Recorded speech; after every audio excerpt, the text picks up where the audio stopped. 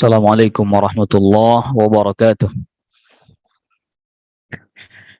Innal hamdalillah nahmaduhu wa nasta'inuhu wa nastaghfiruh wa na'udzu billah min shururi anfusina wa min sayyiati a'malina. May yahdihillahu fala mudilla lahu wa may yudlil fala hadiya lahu. Asyhadu an la ilaha illallah wahdahu la syarika lahu wa asyhadu anna Muhammadan 'abduhu wa rasuluh. يا أيها الذين آمنوا اتقوا الله حق تقاته ولا تموتن إلا وأنتم مسلمون. يا أيها الناس اتقوا ربكم الذي خلقكم من نفس واحدة وخلق منها زوجها وبث منهما رجالا كثيرا ونساء واتقوا الله الذي تساءلون به والأرحام إن الله كان عليكم رقيبا.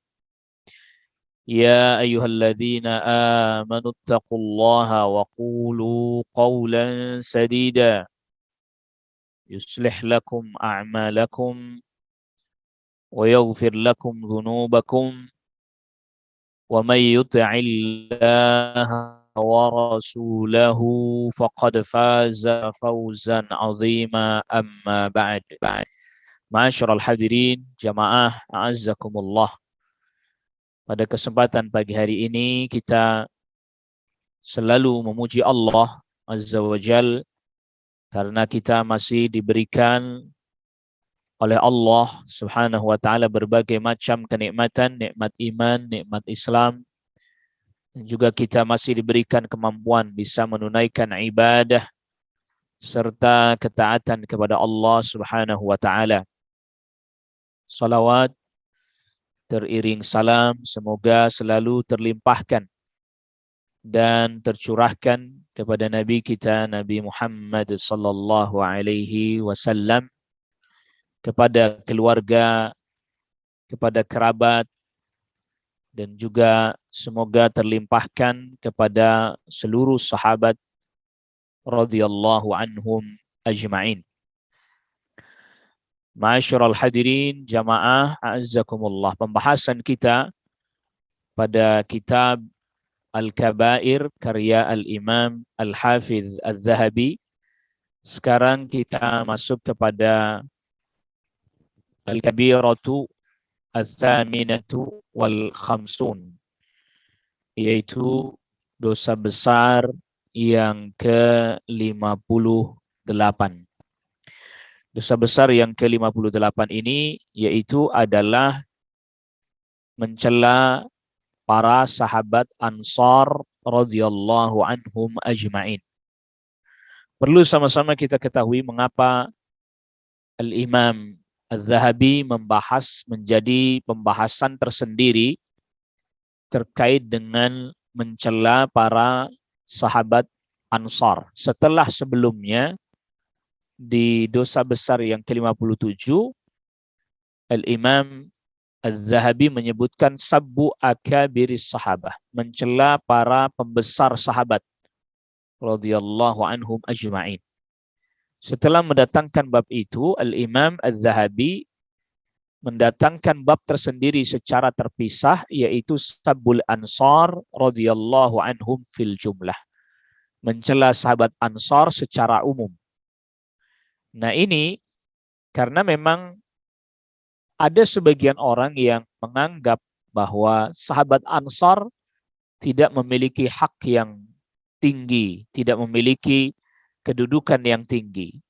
Sehingga oleh karena itulah Nabi SAW juga sabdakan secara khusus, dan ini hadisnya dibawakan oleh Al-Imam Al-Zahabi, ayatul imani hubbul ansar. Di antara tanda keimanan adalah mencintai sahabat Ansar radhiyallahu anhum ajma'in. Mereka adalah para sahabat yang di Madinah yang membantu Nabi sallallahu alaihi wasallam dan para sahabat Muhajirin ketika hijrah. Wa ayatun nifaqi, dan tanda kemunafikan adalah bughdul ansar, membenci sahabat Ansar. Jadi kalau sahabat Ansar saja memiliki kedudukan yang mulia, yang tinggi seperti ini, apalagi para sahabat Muhajirin. Sahabat Muhajirin fil jumlah, sahabat Muhajirin secara umum itu lebih utama dibandingkan sahabat Ansar secara umum. Beda nanti kalau keutamaannya individu perorangan-perorangan ya. Tapi secara umum sahabat Muhajirin itu lebih utama dibandingkan sahabat Ansar. Jangan sampai ada anggapan bahwa karena sahabat Muhajirin ini lebih mulia dibandingkan sahabat Ansar, berarti mencela sahabat Ansar boleh. Itulah mengapa kemudian didatangkan bab tersendiri oleh Al-Imam Az-Zahabi.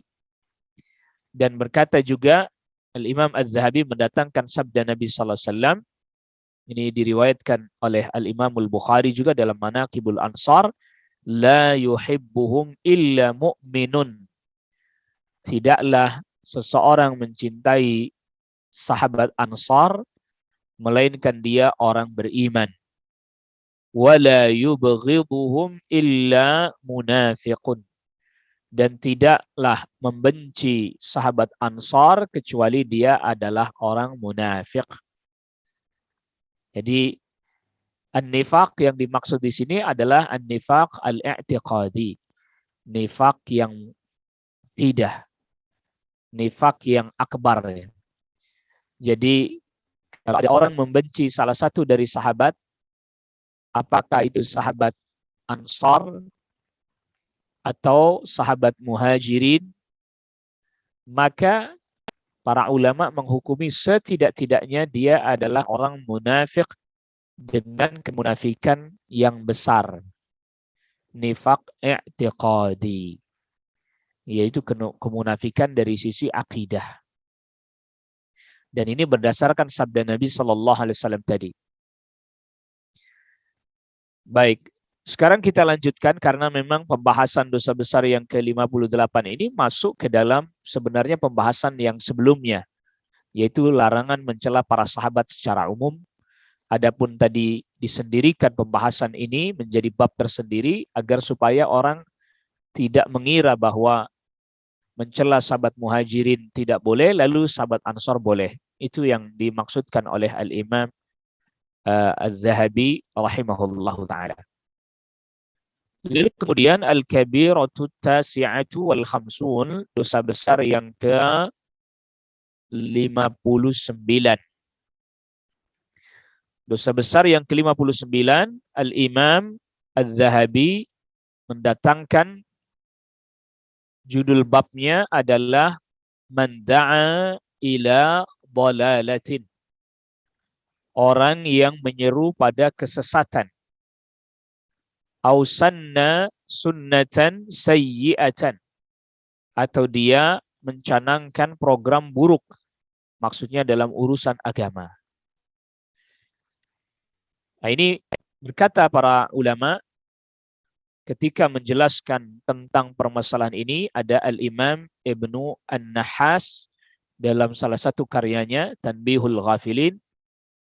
Di antaranya termasuk da'a ila dhalalah, termasuk menyeru pada kesesatan, termasuk juga sanna sunnatan sayyi'ah, yaitu mencanangkan program buruk dalam agama. Al-Imam Ibnu Nahas katakan al-ihdatsu fid din. Al-ihdaats adalah memunculkan hal baru dalam urusan agama. Berkata Al-Imam Ibnul Qayyim rahimahullahu ta'ala, wa hadhil kabiratu takhtalifu maratibuha. Dan dosa yang seperti ini bertingkat-tingkat, tidak pada satu tingkatan. Bi ikhtilafi maratibil hadathi fi nafsihi, tergantung apa yang dia munculkan hal baru dalam urusan agama. Maka fakullama kana al hadatsu akbar, setiap hal baru yang dia munculkan makin besar, kanatil kabiratu a'zam, dosa besarnya makin berat. Dosa besarnya makin berat.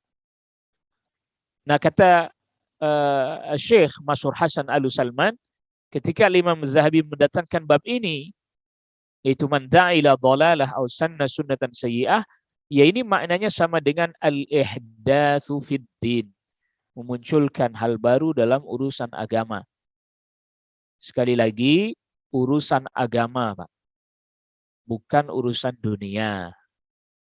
Bukan urusan terkait dengan perangkat-perangkat teknologi, transportasi, bukan. Urusan agama, dalam ajaran agama. Itu namanya al-ihdatsu fid din. Maka Al-Imam Az-Zahabi mendatangkan pertama sabda Nabi SAW. Man da'a ila dhalalatin kana alaihi minal ithmi mithlu athami man tabi'ahu la yanqusu dzalika min athamihim syai'a. Siapa orang yang mengajak kepada kesesatan, maka dia akan mendapatkan dosa seperti dosa orang-orang yang mengikutinya. Tidak berkurang dosa orang yang mengikutinya sedikit pun. Hadis riwayat Imam Muslim. Begitu juga Al-Imam Az-Zahabi mendatangkan hadis Nabi SAW. Nanti insya Allah kita akan jelaskan, kita bacakan dulu.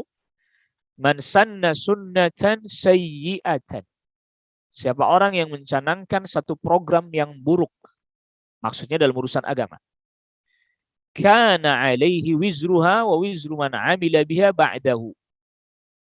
Maka dia dapat dosa dan juga dosa orang-orang yang mengikutinya setelah dia.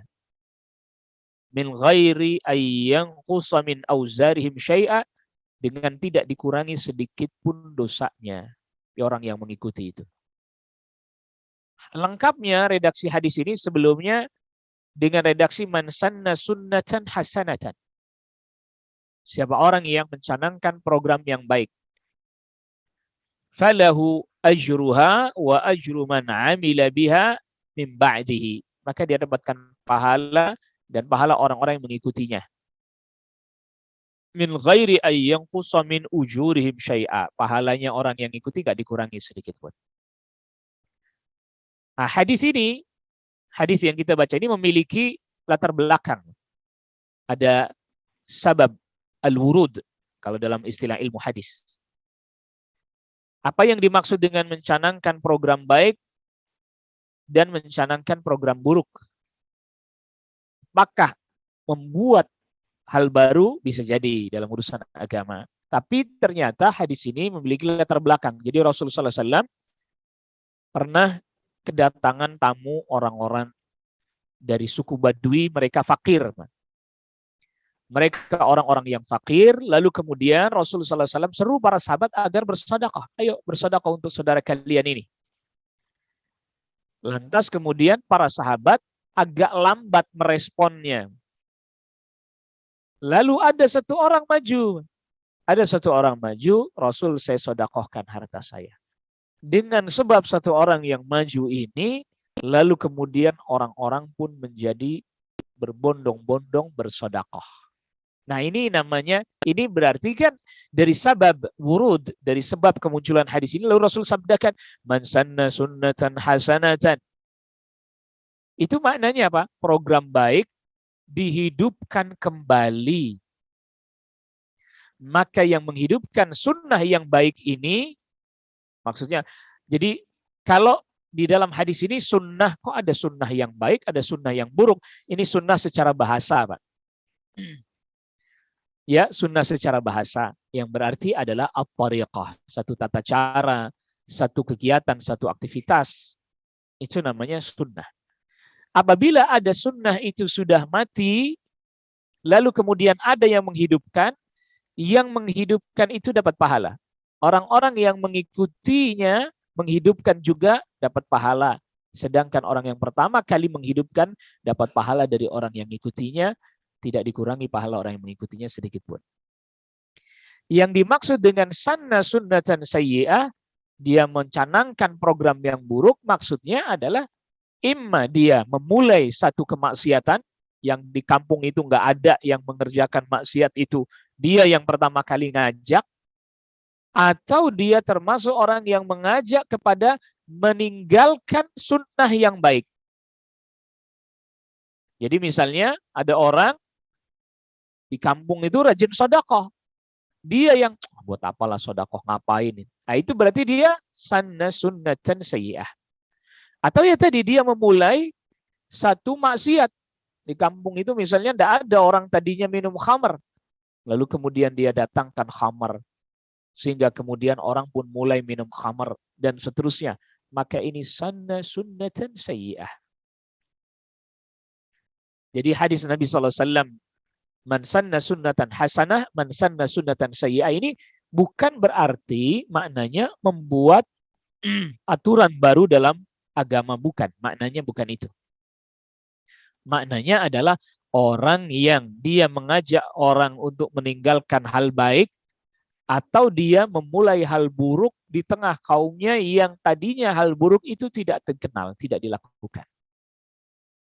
Maka ini makna sanna sunnatan sayyi'ah. Nah, oleh karena itu kemudian Al-Imam Az-Zahabi datangkan hadis Nabi SAW, kullu bid'atin dhalalah. Setiap kebid'ahan adalah kesesatan. Dan di dalam sebagian lafaz wa kullu dhalalatin finnar. Dan setiap kesesatan ancamannya, lihat perhatikan cara saya menerjemahkan. Ancamannya adalah apa? Di neraka. Saya pakai redaksi itu. Jadi kalau ada orang bertanya, Ustadz, berarti adakah kesesatan yang tidak di neraka? Ya kalau diancamnya neraka. Tapi kalau Allah ampuni, ya dia nggak jadi masuk neraka. Maka di sini ada 2 poin. Al-Imam Zahabi hendak menjelaskan 2 poin berdasarkan judulnya. Yang pertama, mengajak pada kesesatan. Berarti orang itu benar nih, udah benar. Yang namanya sat itu menyimpang, Pak. Dari jalan yang lurus, itu namanya tersesat. Kalau kita masih nggak ngerti juga makna tersesat, maka terjemahan lainnya nyasar. Gitu ya Pak ya. Kadang kita tuh sama bahasa Indonesia kita yang baku suka bingung Pak. Nyasar. Jadi misalnya Bapak hendak menuju ke satu tempat. Katakanlah dari sini, dari Rawamangun mau ke Tanjung Priuk. Ternyata nggak ketemu-ketemu, ke sono kemari, sini, ke kanan, ke kiri, muter-muter aja. Nyasar nggak itu namanya? Nyasar. Oleh karena itu saya ingin berikan gambaran hadis Nabi SAW, di mana Nabi SAW menjelaskan tentang konsep kesesatan itu bagaimana. Yaitu ketika Nabi SAW menjelaskan firman Allah Subhanahu wa taala di suratul An'am ayat 153, wa anna hadza sirati mustaqima fattabi'uhu wa la tattabi'us subula fatafarraqa bikum an sabilihi. Dan sesungguhnya inilah jalanku yang lurus, ikutilah dan jangan ikuti jalan yang lain. Fatafarraqa bikum an sabilihi, yang membuat kalian tercerai-berai dari jalannya Allah Subhanahu wa taala atau dari jalan yang lurus. Rasulullah SAW jelaskan, beliau bikin satu garis lurus yang panjang, Pak. Satu garis lurus yang panjang. Lalu kemudian di kanan kirinya ada garis yang pendek-pendek. Ya, ada garis yang pendek-pendek. Lalu Rasul katakan, yang lurus ini adalah jalannya Rasul sallallahu alaihi wasallam. Yang di kanan kiri ini adalah jalannya syaitan. Yang setiap jalan yang di kanan kiri itu ada syaitan yang menyeru manusia untuk menuju kepada jalan itu. Kalau Anda belok ke kanan atau belok ke kiri, kira-kira nyampe nggak ke tujuan yang telah Rasul tadi tetapkan dengan jalan yang lurus atau garis yang lurus tadi? Nggak nyampe. Semakin Anda mengikuti jalan yang di kanan di kiri itu, maka Anda akan semakin tersesat dengan ketersesatan yang jauh.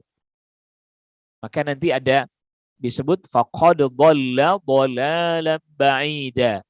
Tersesat dengan ketersesatan yang jauh. Nyasarnya jauh banget, gak bisa pulang, Pak. Jadi ini pertama nih, mengajak manusia menyimpang dari jalan yang lurus, itu namanya kesesatan.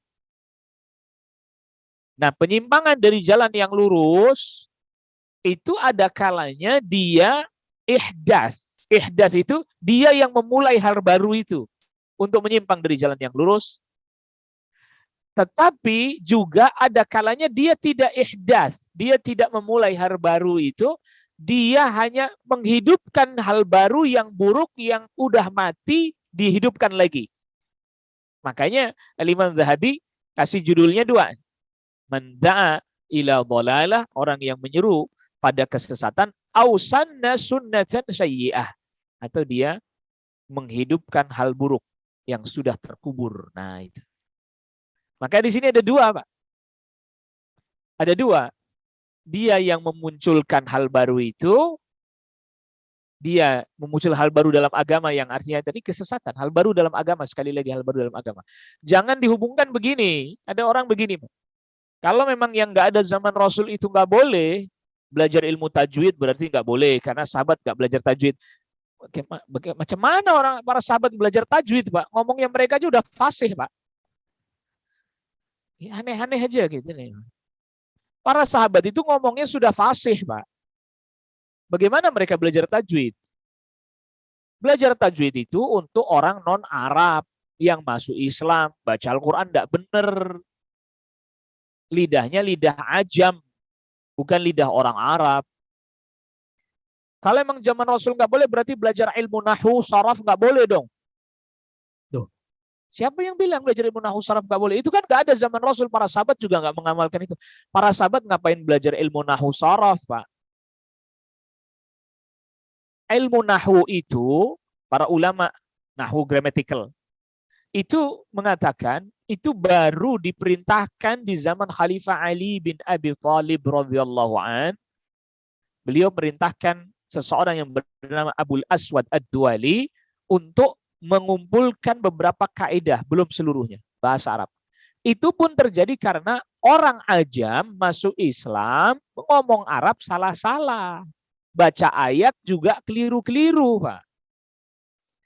Akhirnya sahabat Ali bin Abi Thalib menunjuk Abul Aswad Ad-Duali, tolong bikinkan atau kumpulkan kaidah-kaidah bahasa Arab biar dipelajari itu sama orang non-Arab yang masuk Islam. Begitu. Agar nggak salah baca Qur'annya. Begitu juga sama. Kalau memang hal yang nggak ada zaman Rasul nggak boleh, berarti mengumpulkan Al-Quran nggak boleh juga dong. Membukukan Al-Quran kan nggak ada zaman Nabi. Zaman Nabi kan masih zaman wahyu turun. Gimana mau dikumpulkan jadi utuh satu mushaf? Karena nanti masih ada turun lagi, masih ada turun lagi. Itu. Lalu kemudian setelah Rasulullah SAW wafat, zaman Khalifah Abu Bakar As-Siddiq radhiyallahu anhu, peperangan banyak terjadi menghadapi orang munafik, orang murtad, dan seterusnya. Banyak penghafal Al-Quran yang wafat. Maka sahabat Umar bin Khattab radhiyallahu anhu sarankan kepada sahabat Abu Bakar As-Siddiq radhiyallahu anhu, kumpulkan Al-Quran. Itu pun dikumpulkan Al-Quran hanya satu mushaf, Pak. Bukan berarti para sahabat pada saat itu butuh kepada mushaf. Bukan sahabat butuh, enggak. Mereka di dada mereka menghafal Al-Quran. Yang dikhawatirkan oleh sahabat Umar itu bukan sahabat pada zaman itu. Bukan juga zaman Khalifah Abu Bakar, enggak dikhawatirkan. Zaman Khalifah Umar enggak dikhawatirkan. Enggak. Yang dikhawatirkan yang di belakang. Makanya sahabat tidak butuh mushaf itu, karena masing-masing sahabat pun masih punya catatan mushaf sendiri-sendiri pada zaman Khalifah Abu Bakar. Walaupun sudah dikumpulkan jadi satu mushaf dari suratul Fatihah sampai suratul Nas, sahabat belum membutuhkan itu, karena masing-masing mereka masih punya catatan sendiri-sendiri, termasuk hafalan mereka. Baru nanti zaman Khalifah Utsman ada kebutuhan baru lagi. Ketika tabi'in, para tabi'in muridnya sahabat, mereka menerima riwayat bacaan Al-Quran dari sahabat A. Demikian, terima riwayat dari sahabat B, beda dengan sahabat A. Karena memang pada saat itu cara baca ada beberapa cara baca. Bahkan Nabi SAW sabdakan, unzilal Qur'anu ala sab'ati ahruf. Al-Quran diturunkan 7 huruf, maksud 7 huruf adalah 7 cara baca. Bukan berarti seperti sekarang qiraah sabah, bukan. 7 cara baca yang banyak lagi berbeda-beda. Tergantung lahjah dan dialek masyarakat pada saat itu. Dan semuanya Rasulullah SAW bacakan kepada para sahabat. Sebagian ada yang mengetahui banyak cara baca, sebagian hanya tahu 1 cara baca. Ketika para tabi'in mempelajari dari 1 sahabat saja, mereka hanya tahu 1 cara baca. Yang satunya lagi belajar dari sahabat yang lain hanya tahu 1 cara baca yang dia ambil dari sahabat itu. Satu ketika dalam satu peperangan, tabi'in sama tabi'in baca Al-Quran, satu baca. Berantem, Pak.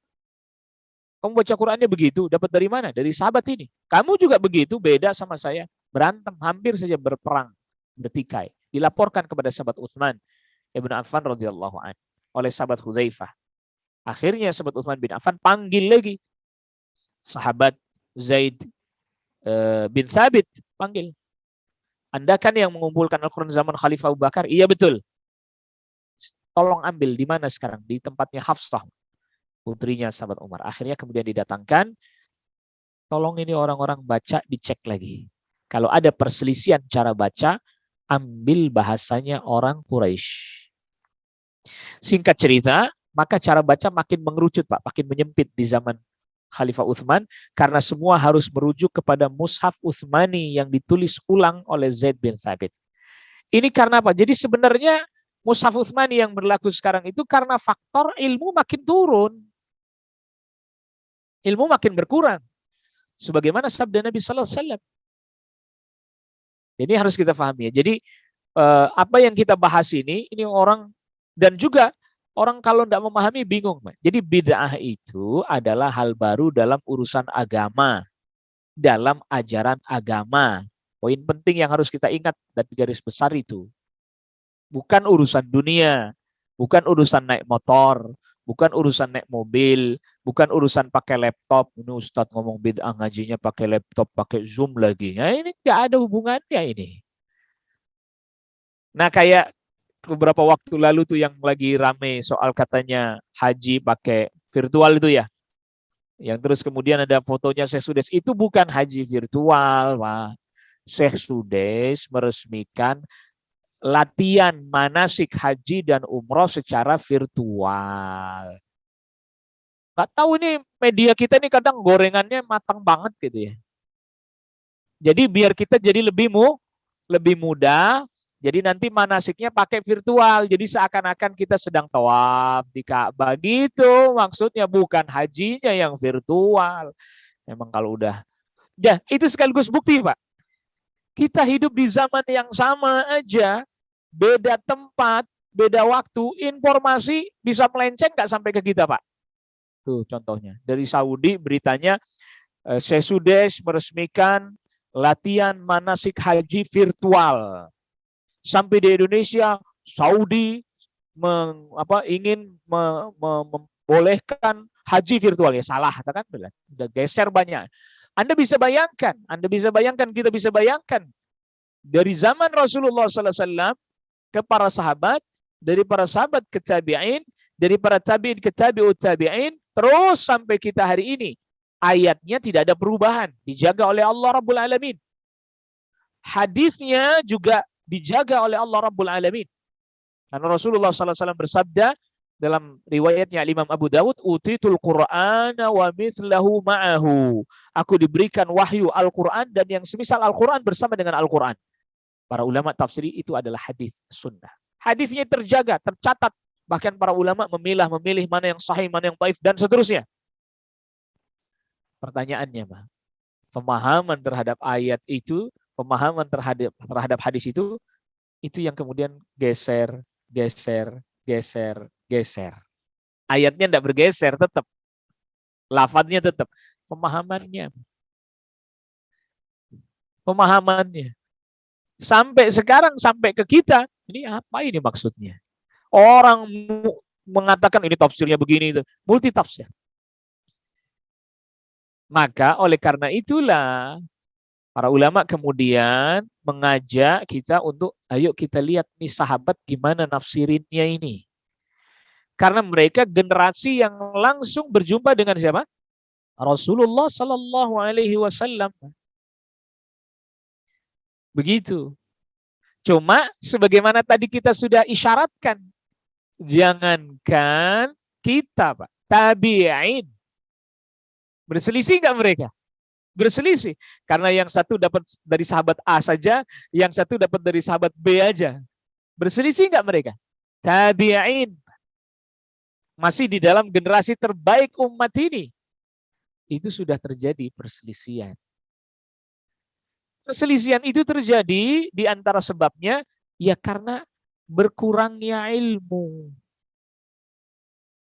Sebagaimana tadi kita sudah katakan, orang yang satu baca Quran dari riwayat sahabat A, yang satu baca Al-Quran dari riwayat sahabat B. Berselisih nggak mereka ini? Berselisih.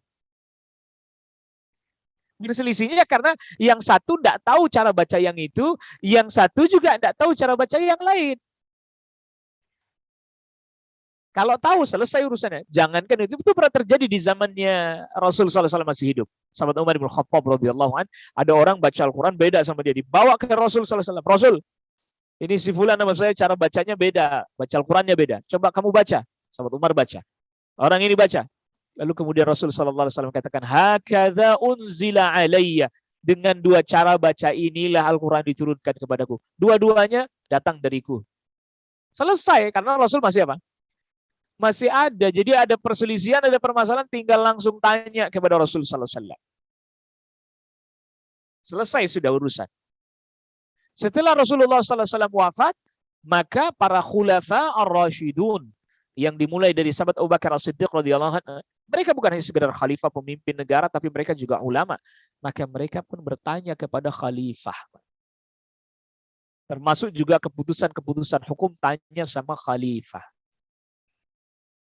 Nah, yang ingin saya sampaikan di sini diantaranya adalah makin ke belakang potensi kita menyimpang makin banyak. Kita bukan berarti mengklaim kita yang paling benar, enggak. Secara individual, personal kita keliru, bisa salah bahkan. Para sahabat aja secara individual aja nggak maksum, apalagi kita di zaman ini. Maka oleh karena itu ada poin penting yang ingin kita tegaskan di sini. Pertama, masalah akidah. At-tauhid, iman kepada Allah, iman kepada para malaikat, iman kepada kitab yang diturunkan oleh Allah Rabbul Alamin. Ini termasuk usulul iman, pokok-pokok iman. Iman kepada para utusan, iman kepada hari akhir, iman kepada takdir, dan masalah-masalah akidah yang lain, nyaris bisa dikatakan tidak didapati perselisihan kecuali sangat sedikit. Ini poin penting yang perlu kita tekankan ini. Tetapi apa yang terjadi, Pak? Dalam masalah ini terjadi perselisihan yang begitu banyak. Ini kita lagi ngomongin usul iman dulu. Nggak usah ngomongin masalah fikih, nanti ini lain lagi ini. Iya. Pokok-pokok keimanan yang semestinya itu nggak ada perubahan, nggak ada pergeseran, tidak ada pergantian, tidak ada. Tetapi ternyata pun mengalami permasalahan. Iya. Mengalami permasalahan. Akhirnya kemudian terjadilah ini yang disebut oleh Rasul sallallahu alaihi wasallam firqah, kelompok-kelompok. Contoh misalnya, ada muncul al-khawarij, Pak. Khawarij. Akar pemikirannya khawarij itu apa sih? Sederhana saja, kita jelaskan sederhana saja. Mengkafirkan pelaku dosa besar. Mengkafirkan pelaku dosa besar. Sedangkan para sahabat tidak ada yang mengkafirkan pelaku dosa besar. Pelaku dosa besar, dosa, maksiat, iya. Kurang imannya, iya. Tapi tidak keluar dari Islam. Lihat, menyimpangnya sedikit sudah itu. Katakanlah sedikit aja. Tapi nanti ke belakang makin banyak lagi. Itu contoh saja, satu contoh. Khawarij begitu. Misalnya lagi contoh, ada lagi firqah namanya Qadariyah. Mengingkari takdir. Dia katakan bahwa takdir itu enggak ada. Semua berjalan ya apa sebagaimana mestinya aja lah.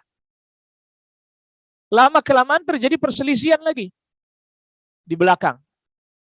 Akhirnya muncul ada orang yang mengingkari takdir, ada orang yang memahami takdir keliru salah, ada. Ya, semuanya udah takdir, pasrah aja. Gak usah ngapa-ngapain, gak usah usaha, gak usah ini, pasrah aja. Keliru lagi. Nah, ini yang tadi disebut dolalah. Disebut apa, Pak? Dolalah. Nah, yang kita jelaskan ini adalah yang perkara-perkara pokok dulu nih. Perkara-perkara yang pokok. Mulai dari iman kepada Allah. Ada lagi misalnya nih, ada yang mengatakan iman kepada malaikat. Ada yang mengatakan begini, bahwa malaikat itu bukanlah makhluk yang tersendiri. Malaikat itu hanyalah bisikan-bisikan kebaikan aja. Sedangkan syaitan juga sama, bukan makhluk tersendiri. Dia hanyalah bisikan-bisikan keburukan yang ada pada manusia. Jadi kalau lagi muncul dalam hati kita hal yang baik, nah itulah malaikat, kata dia. Kalau muncul dalam benak kita pikiran yang buruk, nah itulah syaitan. Jadi dia bukan makhluk yang tersendiri. Ini juga dolalah, kesesatan. Dan perlu kita ketahui bahwa kesesatan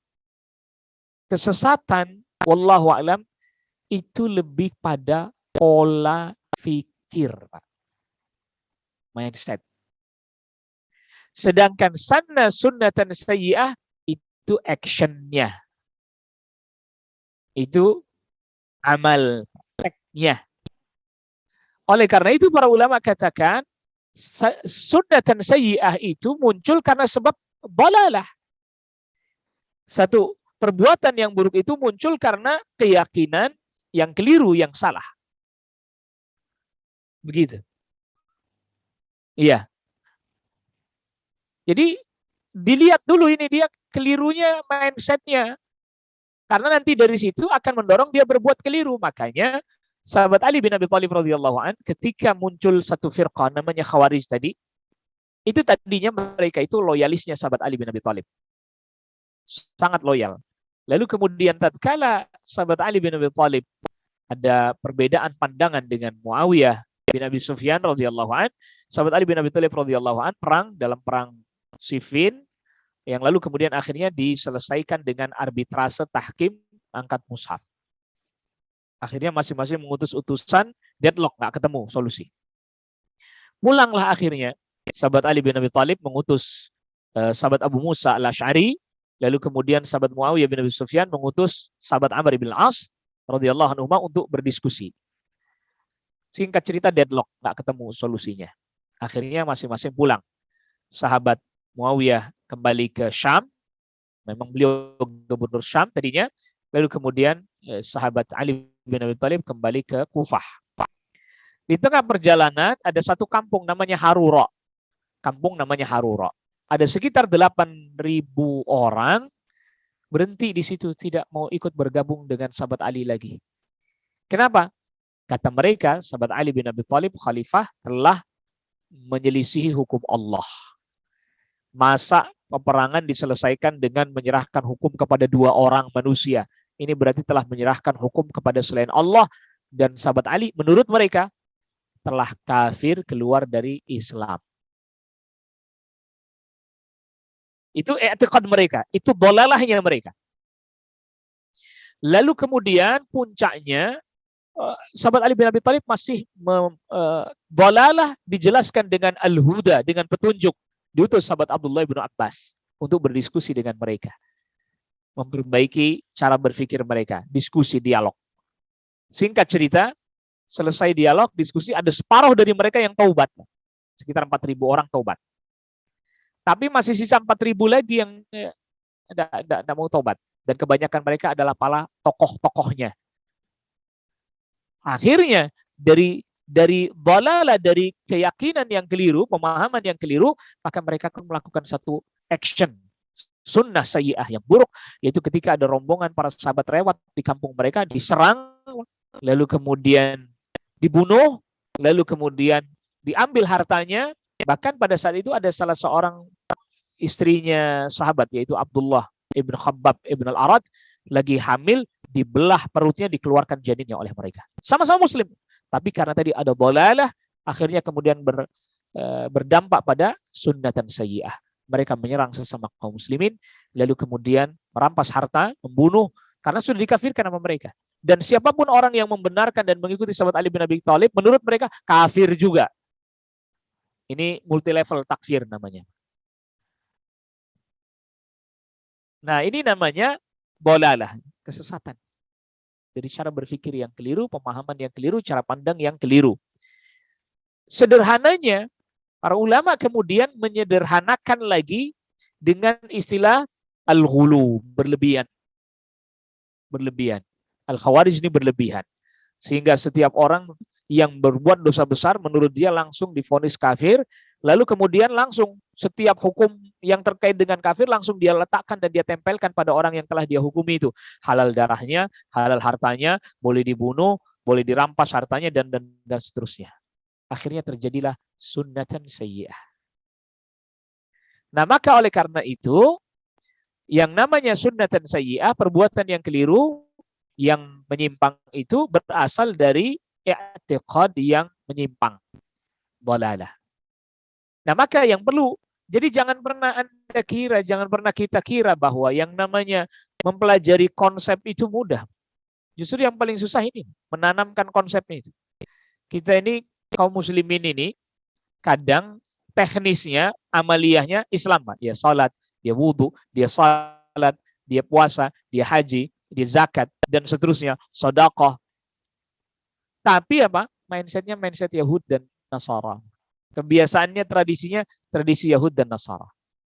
Ya, saya Muslim juga, saya salat juga, tapi kebiasaan-kebiasaan Nasara dia kerjakan juga.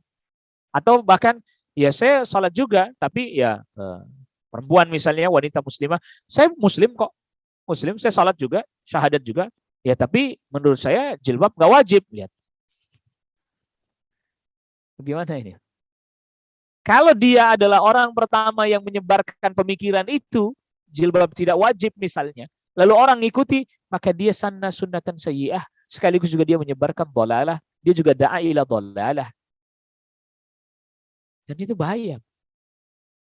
Anehnya, ketika hari ini kita menjelaskan itu tidak boleh, pemikiran seperti itu adalah pemikiran sesat, membahayakan, kita yang gantian dituduh radikal, Pak. Terus gimana ini? Kita jelaskan, mencuri itu haram, radikal. Berzina itu haram, radikal. Gimana? Mengajak orang mengatakan jilbab itu tidak wajib, itu sama saja mengajak wanita supaya tidak pakai jilbab, dan itu adalah kesesatan. Oh, radikal, ini ekstrim. Nauzubillah. Aneh, Pak. Malah kemarin ada lagi di media sosial yang bilang begini, saya mau menguji orang itu radikal atau enggak radikal, gampang. Pertama saya ngerokok di depan dia. Lalu kemudian saya tanya, menurut Anda rokok haram? Oleh siapa orang yang meyakini rokok haram itu radikal, kata dia. Ini gimana ini, orang-orang yang ngeluarin fatwa rokok haram itu MUI. Cari aja kalau enggak percaya fatwanya. Terus MUI radikal. Makanya kemarin MUI-nya dibikin ramai itu. Dan seterusnya. Yang itu urusan panjang lah itu. Jadi sekarang ini akhirnya semuanya dicap radikal semua. Yang nggak sesuai dengan pandangan sebagian orang radikal. Ya, gimana ini? Ya Anda harus toleran dong, biar orang nggak pakai jilbab. Soal dia nggak pakai jilbab, urusan dia. Tapi tidak boleh kita menyebarkan pemikiran dhalalah. Jilbab nggak wajib, itu kan pemikiran dhalalah.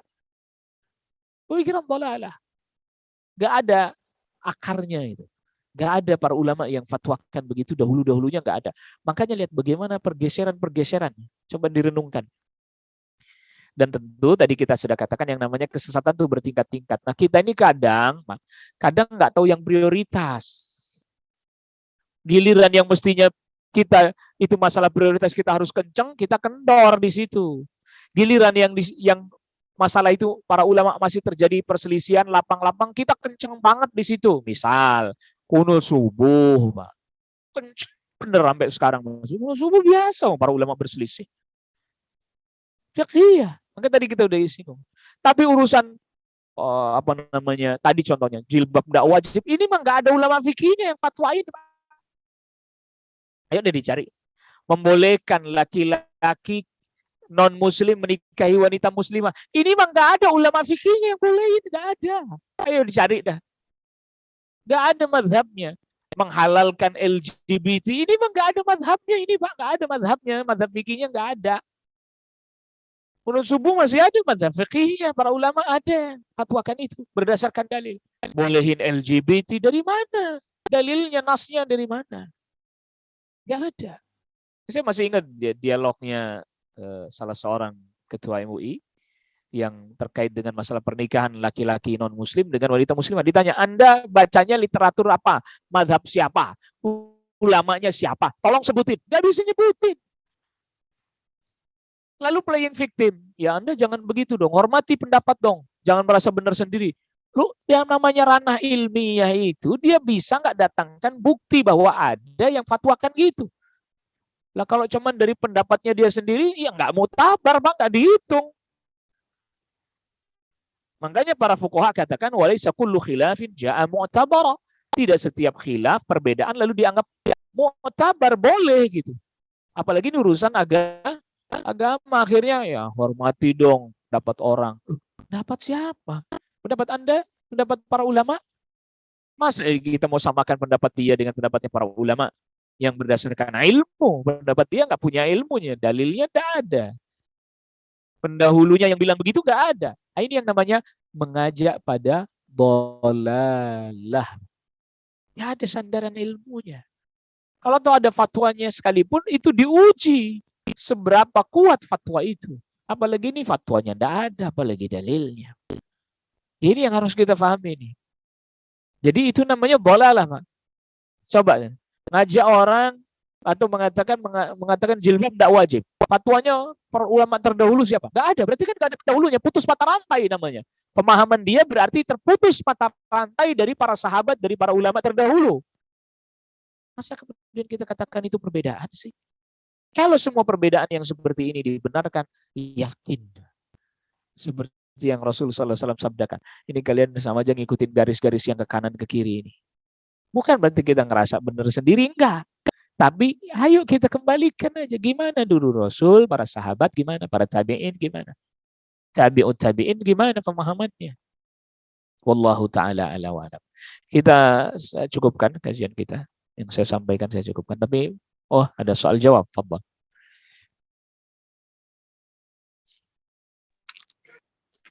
Baik, jazakallahu khairan kepada kita. Saya di antara bapak-bapak yang hadir di sini atau yang di rumah bisa bertanya.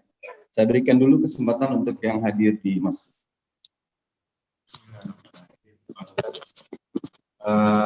Pertanyaan saya terkait dengan konsep yang lebih luas kayak amar ma'ruf nahi munkar. Kita tahu bahwa ma'ruf itu suatu kebaikan yang diketahui semua orang dan umum gitu ya. Siapapun setuju bahwa itu baik, dan mungkar itu sesuatu yang jelek dan semua orang pun setuju bahwa itu jelek. Nah, gubernur kita Bapak Anies Baswedan, alhamdulillah semoga Allah merahmati beliau, itu kayak memulai hal-hal yang baik itu baru banyak gitu. Misalnya kayak membebaskan PBB bagi para anak cucu pahlawan gitu. Apakah ini termasuk sunatan hasanatan, karena ini kan kayak urusan dunia gitu, tapi kayaknya kok baik gitu, kayak sedekah gitu terhadap orang-orang yang memang berjasa pada negara kita. Juga beliau bikin stadion yang ada saf-safnya, garis-garisnya, itu kayak satu urusan dunia tapi kok kayaknya baik juga gitu untuk kebaikan kita semua. Dan juga sebaliknya, misalnya ada seseorang yang menambah pajak gitu, menyusahkan orang gitu. Tadinya 10% jadi 11%. Apakah ini sunatan sayyiatan atau bagaimana gitu? Karena ini urusan dunia tapi menyusahkan orang-orang juga gitu secara umum. Itu saja Pak Ustaz. Terima kasih. Nah, kalau yang ditanyakan itu, maka jawabannya, apakah yang satu sunatan hasanah? Iya. Apakah yang satu sunatan sayyi'ah? Iya juga. Kayaknya ditanyakan itu. Semua ada, walaupun gini. Jadi ada urusan-urusan dunia yang dimana urusan itu sangat bermanfaat baik bagi kaum muslimin, apalagi bagi kemanfaatan luas. Maka tetap syariat membenarkan hal tersebut. Itu yang diistilahkan dengan al-maslahah. Ya, al-maslahah. Sebagaimana syariat juga melarang madarat, mafsadat, dilarang. Tadi membebani orang dengan beban yang berat, dengan sekian-sekian, itu namanya mafsadat. Mafsadat. Nah, adapun nanti kajiannya secara detail terperinci tentang pembunuhan pajak sekian-sekian, nanti ada kajian terperinci lagi, lebih detail lagi. Ya, diskusinya para ulama terkait dengan masalah itu. Membolehkan hanya sekian, misalnya sekian, tapi kemudian dia langgar misalnya. Diberikan toleransi misalnya untuk mengambil pajak, misalnya batasnya hanya 5% misalnya, sebagian para ulama fatwakan itu. Itu pun karena ada kondisi A, B, C, dan seterusnya, banyak persyaratan. Itu mereka tetapkan. Tapi ketika hal itu tidak diperhatikan, maka itu mafsadat, melampaui batas. Jadi tetap dalam syariat ada maslahah, ada mafsadah. Nah, siapa orang yang memulai satu maslahat yang baik, masuk ke dalam keumuman sabda Nabi sallallahu alaihi wasallam, sunnatan hasanatan. Dia maslahat baik. Karena maslahat itu bukan hanya terlebih lagi bagi kaum muslimin ya. Seperti tadi contohnya, stadion ada soft-softnya, akhirnya orang pakai salat Idul Fitri, Idul Adha. Nah, ada maslahat. Dan maslahatnya pun berdampak yang sangat baik, positif terhadap agama kaum muslimin. Atau bahkan orang banyak. Tapi sebenarnya juga mafsadat.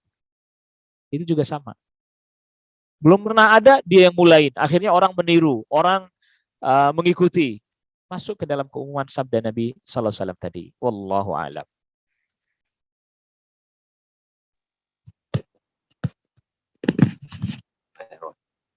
Assalamualaikum. Waalaikumsalam warahmatullahi wabarakatuh. Ada tetangga saya yang pergi haji, pada saat berangkat dari rumah itu dikumandangkan azan. Ini termasuk perbuatan yang bisa dicontoh atau perbuatan hal yang baru dalam agama? Iya. Terima kasih. Baik, iya, Pak. Nah, ini saya ingin jelaskan dulu kepada kita semua tadi kaidahnya yang pertama, bahwa azan ini kan bagian jelas, bagian daripada syariat ya. Azan bagian syariat. Dan kita tahu ada tempatnya, ada waktunya, dan seterusnya. Itu poin satu harus kita pahami dulu. Apa fungsinya azan? Iya, apa fungsinya azan? Fungsinya azan itu pengumuman, bahasa sederhananya terjemahannya artinya pengumuman, Pak. Pengumuman masuk waktu salat. Pengumuman masuk waktu salat. Nah, kita sudah paham itu. Lalu kemudian kita mau pakai itu di tempat lain, bukan untuk kepentingan masuk waktu salat, tapi untuk kepentingan lain. Maka butuh dalil yang kuat dalam masalah ini untuk menggunakan azan itu untuk kepentingan lain. Ketika tidak ada, ya kita nggak berani. Kita tidak ada dalil yang kuat, tidak ada petunjuk yang kuat, kita nggak berani. Kita gunakan untuk kepentingan lain. Seperti misalnya tadi, orang mau berangkat haji diazankan, atau orang dikubur wafat diazankan. Ada nggak ketentuan yang membenarkan itu, dalil yang membenarkan itu, teknis aturan yang membolehkan hal itu dari Rasul sallallahu alaihi wasallam, dari para sahabat, dari para tabi'in dan seterusnya? Nggak ada. Ya saya nggak berani bilang itu boleh. Kok dia bikin, berarti sama saja tadi dia memunculkan hal baru dalam urusan agama. Dan uniknya, hal kayak gini lebih cepat menyebar dibandingkan yang kebaikan. Iya, kita yang dimusuhin ketika kita bilang nggak boleh. Wah, ini orang bagus azan kok nggak boleh. Main judi itu nggak boleh. Main judi mah jelas Pak, pasti nggak boleh. Jadi namanya azan itu kan ada peruntukannya, untuk apa, coba Anda misalnya azan pakai pas lagi aktivitas yang lain lagi, ntar makin melebar. Azan, bagaimana misalnya udah tanya, Ustaz, bagaimana dengan azan di telinga bayi? Para ulama terjadi perselisihan dalam hal itu. Itu ada perselisihannya yang itu tuh, karena memang di kitabnya ada dalilnya, mereka menyampaikan. Kendati pun memang hadis-hadis yang digunakan tidak begitu kuat, atau bahkan lemah lah istilahnya. Begitu. Tapi setidaknya diteliti dalam kutubul fuqaha, kitabnya para ulama fikih, masih ada yang bilang begitu, Pak. Azan di telinga bayi. Tapi kalau azan orang mau berangkat haji, ya tadi pertanyaannya itu di kitab mazhab mana, imam mana yang bilang itu, gitu aja. Saya nggak ponis loh ya. Kita tuh kadang suka sensitif gitu. Bilang nggak boleh, marah, Bang. Ustadz keras, ekstrim katanya. Ponis katanya. Ya sekarang gini aja, tolong dikasih tahu saya itu di kitab fikih mazhab mana, ulama siapa yang bilang itu, satu. Nanti kan meningkat lagi, oh ada nih kitabnya, Ustadz silahkan baca. Maka meningkat kajiannya. yang dijadikan argumentasi oleh sang ulama itu untuk membolehkan itu ada enggak, apa dalilnya, gitu. Oh ada, Ustaz. Kuat atau tidak? Tuh lihat, lihat tahapan-tahapannya. Saya coba jelasin berserta tahapan-tahapannya, Pak. Gitu. Makanya ketika yang ngomong orang yang nggak kompeten ya geger rame. Seperti beberapa waktu lalu itu yang udah lama sih, ya artis ditanya, kok Anda nggak azanin anak Anda? Oh iya hadisnya lemah. Ya dia nggak kompeten, ya orang rame. Makanya kalau dia nggak kompeten, ya saya tahu ilmunya begitu doang. Gitu selesai, enak. Dia nggak kompeten tiba-tiba bilang, ya jadi itu hadisnya lemah. Oh ya orang rame lah. Akhirnya muncul di berita, artis baru hijrah sok tahu, gitu jadinya. Ya orang, dia kalau nggak, saya tahunya begitu, udah selesai gitu aja. Nah itu tadi, karena ada tahapan-tahapannya. Ini ada di kitab fikih mana, ulama siapa bilang begitu, dalilnya ada nggak ada. Lalu kemudian kalau ada kuat atau tidak. Lihat tahapan-tahapannya. Dan wallahu a'lam terkait yang Bapak tanyakan, saya belum temuin itu dari mana, Pak. Makanya saya tidak berani suruh orang berangkat haji diazanin, nggak berani saya bilang. Cuman kadang kita aneh, Pak. Lebih percaya sama orang yang nggak kompeten kadang. Mau bukti nggak? Bukti, Pak. Saya nganterin jenazah, lalu kemudian jenazahnya dimasukkan ke liang lahat, tukang gali, Pak, azanin, nurut, Pak. Ayo, kita udah bilang sama keluarganya, Pak, ini nggak ada tuntunannya. Sampai dikubur, tukang gali megang pacul, Pak, azanin, nurut, Pak. Ulama bukan, ustadz bukan, baca Fatihah nggak bener, nurut, diazanin. Sama tukang gali kubur nurut, sama ustadz mah enggak. Lah artinya begini, artinya ini berarti apa namanya, tradisi ilmiah kita udah mulai hilang. Tradisi ilmiah kita udah mulai hilang. Gitu. Ya saya juga nggak akan maksa kalau itu kejadian pernah terjadi suri, saya nggak maksa. Ketika tukang galinya bilang azanin, saya bilang nggak usah Pak. Ternyata dia ngikutin itu, ya saya juga nggak marah, dia biarin aja, tanggung jawab dia gitu. Iya, saya mundur ke belakang. Silahkan aja. Nggak mungkin kan saya berantem di situ Pak. Jenazah udah taruh di liang lahat, masa saya berantemin? Nggak mungkin juga lah. Tentu orang berilmu tidak sama dengan yang tidak berilmu. Ya nggak diberantemin, udah tinggal pergi aja, udah tanggung jawab dia. Tapi di situ ada satu pelajaran berharga. Oh, terkadang ya kita tuh lebih percaya tukang gali kubur. Fakta itu Pak, di lapangan, bukan kata orang. Wallahu a'lam. Baik. Satu lagi. Waalaikumsalam. Kalau terkait dengan Al-Kabair yang nomor 59 terkait yang membantu.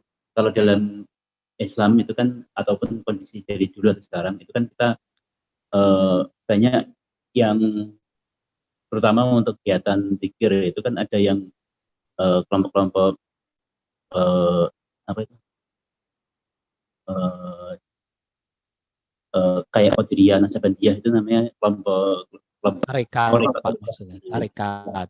Adanya toreko seperti itu, apakah kita misalnya kalau yang kita sudah ada dalam lingkungan yang mengikuti toreko itu, apa yang harus kita lakukan dan bagaimana sikap kita terhadap jamaah atau hal-hal yang sudah ada terkait dengan imam-imam toreko yang ada.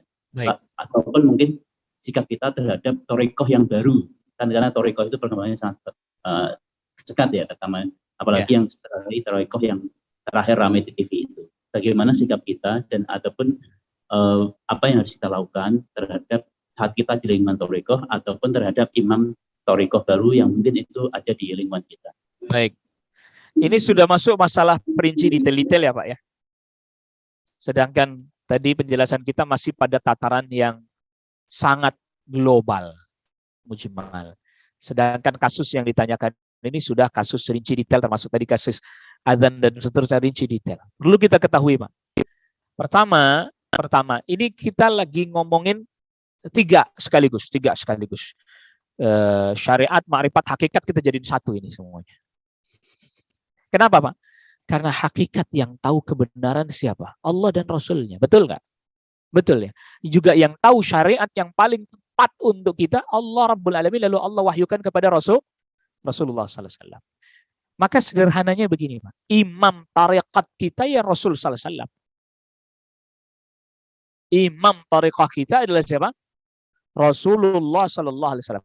Apa sih tarikat itu? Kaifiyat, tata cara juga Rasul yang atur.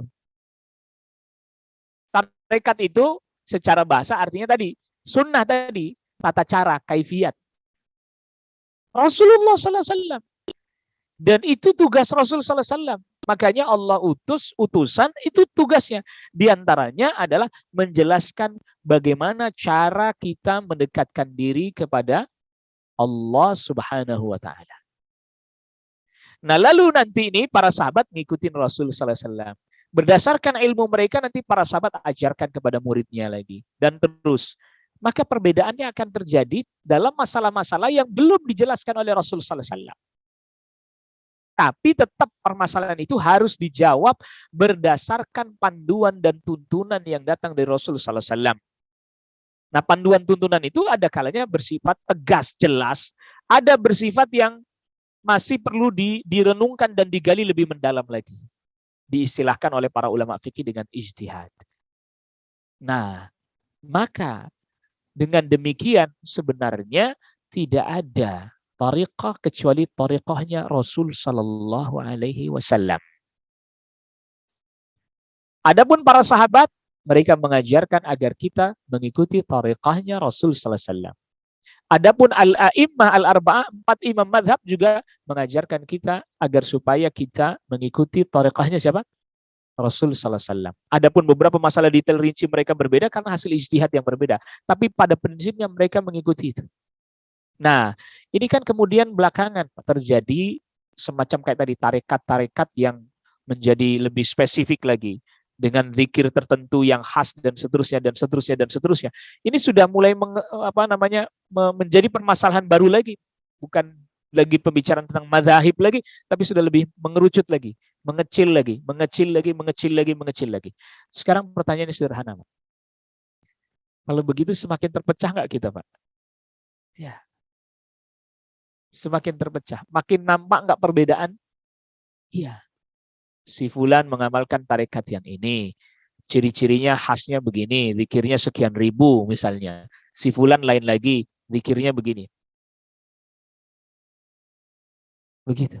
Tapi kan kalau biasanya kalau yang jelasin begini, itu mah ulama kulit, itu ulama syariat ya, dia nggak ahli dalam bidang ini. Gitu. Padahal apa Rasul Sallallahu Alaihi Wasallam bukan ahli ma'rifat? Apa Rasul Sallallahu Alaihi Wasallam bukan ahli hakikat? Sehingga kemudian kita mengabaikan tata cara yang diajarkan oleh Rasul Sallallahu Alaihi Wasallam. Nah, kalau kita ngadepin orang yang seperti itu, ya kita yang bersabar. Mungkin dia belum mengerti dan seterusnya gitu. Makanya akhirnya seperti yang ditanyain kan, muncul tarekat-tarekat baru yang dibawa oleh si fulan, muncul lagi nanti. Siapa yang bisa ngelarang? Akhirnya begitu kan pertanyaannya, siapa yang bisa melarang? Ya kecuali kita katakan harus ngikutin tuntunan dari Rasul Sallallahu Alaihi Wasallam. Tuntunan itu baik tadi secara seluruhnya, konsep, pengamalan, semuanya seluruhnya. Akhirnya kalau nggak begitu, Pak, ya nanti tidak menutup kemungkinan muncul lagi tarekat baru lagi, muncul lagi tarekat baru lagi, muncul lagi tarekat baru, dan terus seperti itu. Akhirnya makin banyak, kita makin bingung lagi. Sudah kita menghadapi permasalahan perbedaan mazahib fiqhiyah, sudah kita menghadapi perbedaan ormas, sudah kita menghadapi perbedaan tarekat. Perhatikan ini. Nanti setiap tarekat terus berkembang muncul lagi. Serius apa yang terjadi? Umat yang bingung, Pak. Bingung. Ustadz, kita ikut mana Pak Ustadz? Gitu. Umat yang bingung. Tapi kita berusaha, ya tadi makanya bersabar kita jelaskan ini Rasul kerjakan begini, ayo kita kerjakan. Gitu saja sudah. Mungkin kita dianggap cuma ahli syariat, ya tidak apa-apa lah, mungkin makomnya levelnya segitu. Tapi setidaknya kita berusaha hati-hati karena ini urusan agama, Pak. Urusan din. Yang Rasul SAW aja nggak bisa kasih syafaat kecuali diizinkan oleh Allah. Bagaimana yang bukan Nabi, bukan Rasul? Makin nggak bisa kasih syafaat kecuali harus dapat izin dari Allah Rabbul Alamin. Wallahu a'lam. Wassallallahu ala nabiyina Muhammadin wa alihi wasahbihi wasallama tasliman katsira. Assalamualaikum warahmatullahi wabarakatuh. Waalaikumsalam warahmatullahi wabarakatuh. Jazakallahu khairan katsiran kepada guru kita, Bapak Ustaz Zainuddin Husairi. Begitu juga kepada Bapak-Bapak Ibu yang hadir di masjid dan yang ikut melalui kajian. Semoga apa yang beliau sampaikan tadi menggugah kita, memicu kita untuk terus menuntut ilmu, dan berdoa semoga Allah memberikan petunjuk kepada kita, memberikan jalannya bahwa yang benar itu benar, dan kita bisa mendekatinya, dan yang salah itu adalah salah. Subhanakallahumma bihamdika, asyhadu an la ilaha illa anta, astaghfiruka wa atubu ilaik. Assalamualaikum warahmatullahi wabarakatuh. Waalaikumsalam.